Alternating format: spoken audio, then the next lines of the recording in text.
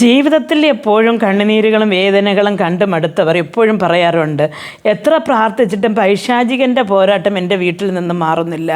അല്ലെങ്കിൽ അടുത്തുള്ളവർ എന്തോ വെച്ചു, എനിക്ക് വേലത്തനം വെച്ചു, ആയതുകൊണ്ട് എൻ്റെ കുടുംബം കഷ്ടതയിലായിരിക്കുന്നു എന്ന് പറയുന്നവരാണ് ഏറെ പേരും. ദൈവമക്കളെന്ന് പറയുന്നവരും അങ്ങനെയാണ്. പക്ഷേ ഇവിടെ ദൈവം എന്ത് പറയുന്നു എന്ന് വെച്ചാൽ, യേശുക്രിസ്തു പറയുന്നു, മത്തായി എഴുതിയ സുവിശേഷം 4-ാമത്തെ അധ്യായം അതിൻ്റെ 10-ാമത്തെയും 11-ാമത്തെയും വാക്യത്തിൽ നാം ഇങ്ങനെ വായിക്കുന്നു: യേശു അവനോട്, സാത്താനെ, എന്നെ വിട്ടുപോ, നിന്റെ ദൈവമായ കർത്താവിനെ നമസ്കരിച്ച് അവനെ മാത്രമേ ആരാധിക്കാവൂ എന്ന് എഴുതിയിരിക്കുന്നുവല്ലോ എന്ന് പറഞ്ഞു. അപ്പോൾ പിശാച് അവനെ വിട്ടുപോയി, ദൂതന്മാർ അടുത്ത് വന്ന് അവനെ ശുശ്രൂഷിച്ചു എന്ന് കാണുന്നു. പ്രിയ ദൈവമക്കളെ, പലപ്പോഴും നാം എന്തുകൊണ്ട് നമുക്കതിൽ നിന്ന് ജയിക്കുവാൻ കഴിയുന്നില്ല എന്ന് വെച്ചാൽ, നാം പ്രാർത്ഥിക്കുന്നുണ്ട്, ഉപവസിക്കുന്നുണ്ട്, ആരാധനയ്ക്ക് പോകുന്നുണ്ട്, എല്ലാം ചെയ്യുന്നുണ്ട്, പക്ഷേ നാം വചനം കൊണ്ട് പിശാചിനെ ജയിക്കുന്നില്ല. അപ്പോൾ നാം ബൈബിൾ വായിച്ച് ആ വചനങ്ങളെ മനസ്സിലാക്കി എവിടെയൊക്കെയാണ് ദൈവം നമുക്ക് വാഗ്ദത്തങ്ങൾ തന്നിട്ടുണ്ട്, എവിടെയൊക്കെയാണ് ദൈവം നമ്മെ അനുഗ്രഹിക്കാമെന്ന് പറഞ്ഞിട്ടുണ്ട്, എവിടെയൊക്കെയാണ് നിൻ്റെ രോഗത്തിൽ ഞാൻ വിടുവിക്കുമെന്ന് പറഞ്ഞിട്ടുണ്ട്.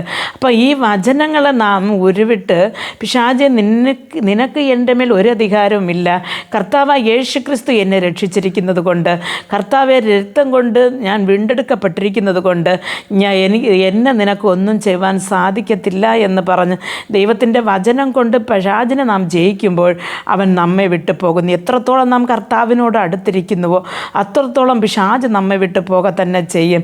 ഇവിടെ നാം നോക്കുന്നു, യേശുക്രിസ്തു വചനം കൊണ്ട് പിശാചിനെ ജയിച്ചു. അവൻ അല്പസമയത്തേക്ക് യേശുവിനെ വിട്ടുപോയെന്ന് കാണുന്നു. നമുക്കറിയാം, ആദാമും ഹവ്വയും ഏദേൻ തോട്ടത്തിലായിരുന്ന ആ ഒരു സമയത്ത് ഗതസമൻ ആ ഏദേൻ തോട്ടത്തിൽ വെച്ച് പിശാച് എപ്പോഴടുത്ത് വന്നു എന്ന് വെച്ചാൽ, ദൈവത്തിൻ്റെ സാന്നിധ്യം ഇല്ലാതെ ഹവ്വ മാറിപ്പോയ ആ ഒരു സമയത്താണ്. ഹവ്വ എപ്പോൾ തൻ്റെ ഭർത്താവിൻ്റെ അടുത്ത് നിന്നും ദൈവസന്നിധിയിൽ നിന്നും മാറി നിന്നുവോ അപ്പോൾ അവിടെ ഉടനെ ഒരു പൈശാചികൻ വന്നിട്ട് അവളെ ഹൃദയത്തിൽ വാക്കുകൾ കൊണ്ട്, പ്രലോഭനങ്ങൾ കൊണ്ട് അവളെ തെറ്റിക്കുന്നത് നമുക്ക് കാണുവാൻ സാധിക്കും. പ്രിയ ദൈവമക്കളെ, നമ്മുടെ ആത്മമണവാളനായ യേശുക്രിസ്തുവിനെ വിട്ട് നാം എപ്പോഴും മാറിയിരിക്കുന്നുവോ അപ്പോൾ നമുക്ക് വേണ്ടാത്ത ചിന്തകൾ വരികയും നാം വിശ്വാസത്തെ വിട്ട് വഴുതി പോയിട്ട് ലോകപ്രകാരമായി നമ്മുടെ പ്രശ്നങ്ങൾക്ക് നാം ഒരു മറുപടി കണ്ടെത്തുവാൻ ശ്രമിക്കുമ്പോഴാണ് നമ്മുടെ ജീവിതത്തിൽ പിശാച് കടന്നു വരുന്നത്.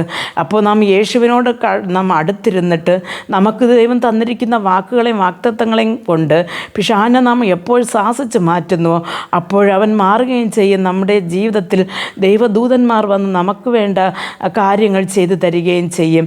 ആയതാൽ പ്രിയ ദൈവമക്കളെ, ഇന്നു മുതൽ ദൈവത്തിൽ തന്നെ കൂടുതൽ ആശ്രയിപ്പാൻ ഓരോരുത്തർക്കും ദൈവം കൃപ നൽകട്ടെ. പ്രാർത്ഥിക്കാം. ഞങ്ങൾ അതിവാത്സല്യമായി സ്നേഹിച്ച് വഴി നടത്തുന്ന ആ സ്വർഗസ്ഥ പിതാവേ, ഈ സമയത്ത് കർത്താവ് വചനം കേട്ടുകൊണ്ടിരുന്ന ഓരോരുത്തരും അപ്പൻ്റെ കരങ്ങൾ തരുന്നു.